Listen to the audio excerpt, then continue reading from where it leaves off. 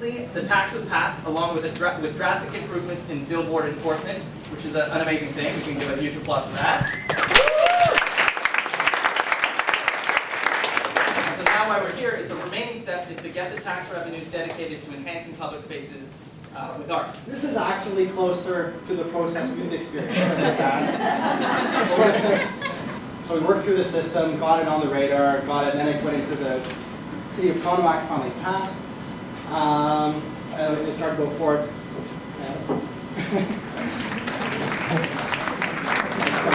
This right now is that actually the pressure is coming from outside the political process. They are not big components of the majors. They are those young people who have organized themselves around the beauty of this city. She goes by the name of Tanika Charles. So please, everybody, give her a warm BCBF welcome.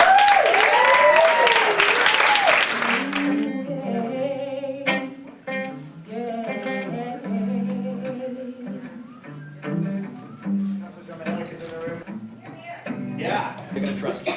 Settle dancing with your ghost. Take him everywhere with me.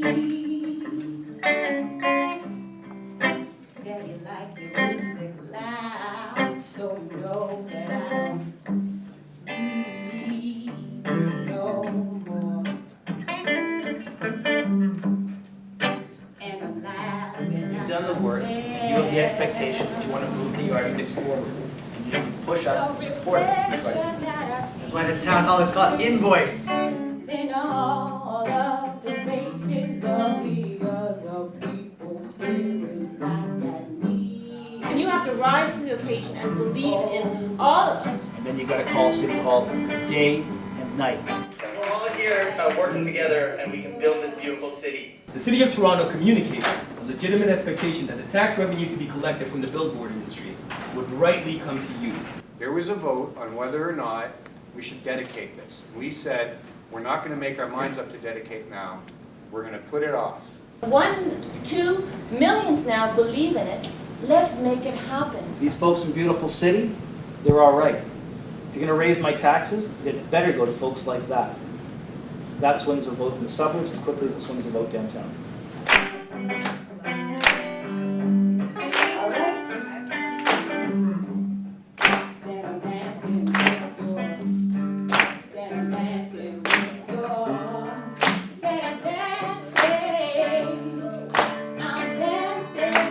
Open up the questions for Councillor Adam Blunt right now. You've done a lot of work already, and I know you think maybe the vote at council should have been the last thing you had to do and everything would be fine. You can go back to being young artists, young creative folks, young citizens leading a new way in the city.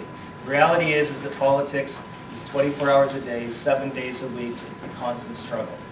But if you can find a way and try to massage that budget process, you'll get the breakthrough you need. Adam, selecting the question. Yes. Oh, thank you. You spoke about efficiencies earlier, and quite often that's kind of a difficult word for people to hear because when they say efficiency, it means cut and cutting a program. We're not going to build this city on budget cuts. We're going to build it by bringing new ideas to the table, new ways to grow Toronto. You guys, as I said before, the best ideas I've seen, the biggest movement we've seen, and you guys will succeed. If not this year, next year, but I'll be there hopefully helping you all along. Thanks very much.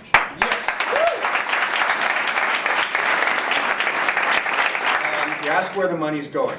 Taking the TTC, we spend $430 million making the TTC go. That's on top of what you pay in your fares, right? We're the only transit system in any major city in the developed world that gets zero operating funding from either its federal or provincial government. Zero. That means over the next 18 months, we have to cut 2,000 subsidized daycare spots in the city of Toronto. That's 1 in 5 subsidized daycare spots. There is a deliberate attack on the social services that make this city livable. Because if you take a look at the big race, the mayoralty race that's going on, and I noticed that George Smithman's here, and that's a great indication that the mayoralty race is starting to listen. What you have in front of you is an array of candidates that are talking about the past right now. And we need them to talk about you. What's next? This is a bad year for us. Next year We is think, worse. next year is worse. We think what we can do is, even though we've got to be making some cuts, we think we can keep you guys from getting cut. What is the number that would have been cut if it was a 5% cut? In rough terms, the amount that the arts didn't get cut, if we had done the 5% that we're doing in a lot of other places, Yeah. mostly in the hard services like transportation and stuff. If we had done that, it'd be about what the revenue from the billboard tax is. The thing is, I can't promise you we can do that next year. I can't promise you we can dedicate that money. As a total measure of our city's total investment in the arts, our current funding commitment is as close to zero as a sum that it is to 1 as a percentage of our net operating expenditure in any given year.